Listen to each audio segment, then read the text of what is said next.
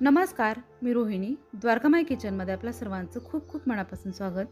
आज आपण कैरीचं झटपट होणाऱ्या लोणच्याची रेसिपी बघणार आहोत. बाजारात छान कैऱ्या आलेल्या आहेत, तर तुम्ही थोड्या प्रमाणात हे लोणचं करू शकता. कारण की ह्या कैऱ्यांचं जास्त दिवस लोणचं टिकत नाही, त्याच्यामुळे आता आपण थोड्याच प्रमाणात हे लोणचं करणार आहोत. खूप छान आणि झटपट असं लोणचं तयार होतं. तर हे लोणचं तयार करण्यासाठी इथे मी 2 कैऱ्या घेतलेल्या आहेत. ह्या कैऱ्या मी स्वच्छ धुवून पुसून घेतलेल्या आहेत. तर आता आपण ह्या कट करून घेऊया. आता ही कैरी बघा चाकूने लगेचच कट होते, पण ज्या लोणच्याच्या कैऱ्या असतात त्याची कोई जाड असते आणि त्या चाकूने लगेचच कट होत नाही. अजून बाजारामध्ये लोणच्याच्या कैऱ्या आलेल्या नाहीत, पण तुम्हाला जर लोणचं खाऊसं वाटत असेल तर तुम्ही अशा प्रकारे थोड्या प्रमाणात लोणचं तयार करून खाऊ शकता. कारण जर आपण अशा प्रकारच्या कैऱ्यांचं लोणचं जर घातलं तर ते लोणचं जास्त दिवस टिकत नाही, लगेचच खराब होतं. त्यामुळे थोड्या प्रमाणात हे लोणचं तुम्ही तयार करून खाऊ शकता. तर इथे आपण दोन्ही कैऱ्या कट करून घेतलेल्या आहेत. हे आता एका बाउलमध्ये काढून घेतलेले आहेत.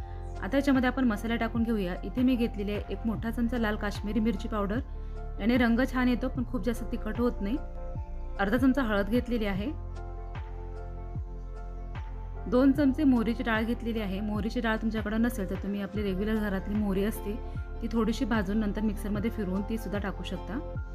इथे आपण पाव चमचा हिंग घेतलेला आहे, हे पण टाकलेलं आहे.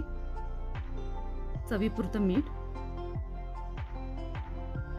आणि साधारण 4 चमचे गुळ मी इथे टाकत आहे. गुळाच्या ऐवजी तुम्ही ते साखर देखील टाकू शकता, पण मी सजेस्ट करेन की गुळच टाका, कारण का गुळामुळे या लोणच्याला खूप छान टेस्ट येते. आता हे मसाले आणि गुळ याच्यामध्ये व्यवस्थित मिक्स करून घेऊया.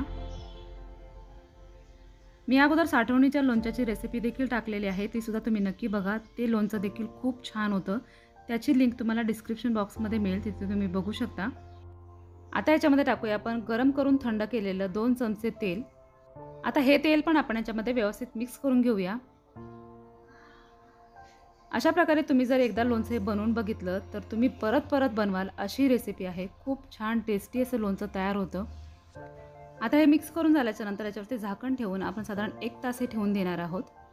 आता 1 तासाच्या नंतर हे झाकण खोलून बघूया आणि इथे बघू शकता तुम्ही हे गूळ टाकल्यामुळे याला पाणी सुटलेलं आहे. तर इथे आपलं हे खाण्यासाठी लोणचं तयार झालेलं आहे. हे लोणचं तुम्ही एखाद्या काचेच्या भरणीमध्ये भरून नंतर फ्रीजमध्ये ठेवून द्या, कारण का हे लोणचं वरती जास्त दिवस टिकत नाही. वरती जर ठेवलं तर ते लगेचच खराब होईल, त्याच्यामुळे त्याला फ्रीजमध्ये ठेवा.